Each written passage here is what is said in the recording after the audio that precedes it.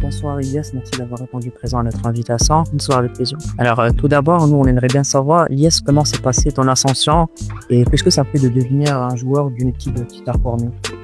L'ascension qu'elle n'a pas été toujours linéaire, il y a eu des hauts et des bas, mais j'ai su me démarquer pour pouvoir intégrer le groupe professionnel le plus tôt possible. Et aujourd'hui, c'est une fierté de pouvoir porter ce maillot et de me battre avec les couleurs de mon club formateur.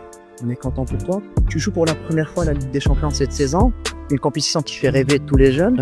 Est-ce que tu peux parler un peu de ton ressenti, particulièrement la victoire contre Barcelone, et quelles leçons tu peux tirer de cette première participation en Ligue des Champions pour toi? C'est quelque chose de magnifique. Je pense que c'est un rêve pour tout footballeur de pouvoir participer à cette compétition. Cette année, j'en ai eu la chance et c'était quelque chose d'incroyable. Rien que d'entendre la musique à l'entrée, c'est incroyable. L'atmosphère, le niveau aussi, c'est quelque chose qui te donne envie de le refaire chaque année. Vous êtes actuellement dans la course sous titre. Malheureusement, vous êtes disqualifié de la Ligue des Champions. Quel objectif, on va dire, pour cette saison pour Ilyes Bensekour au niveau personnel et au niveau collectif?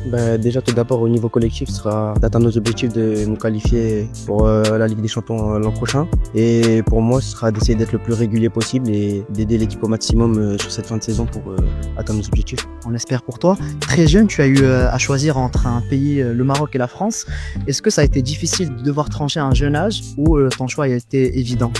Pour moi, mon choix a été évident parce que je l'ai fait avec le cœur. Donc, du moment où on fait les choses avec le cœur, c'est toujours plus facile. Et oui, je sais qu'il y a eu beaucoup d'attentes autour de ce choix, mais j'en suis très fier. Tu fêtes presque une année en tant qu'international marocain. Tu as été convoqué pour la première fois en mars 2024. Est-ce que tu peux nous raconter un peu comment ça s'est passé, le premier appel du sélectionneur Walid Regragui? Qu'est-ce que ça a fait d'être convoqué? Avec qui tu as partagé ce premier moment? Tu as appelé qui, tes proches, tes amis?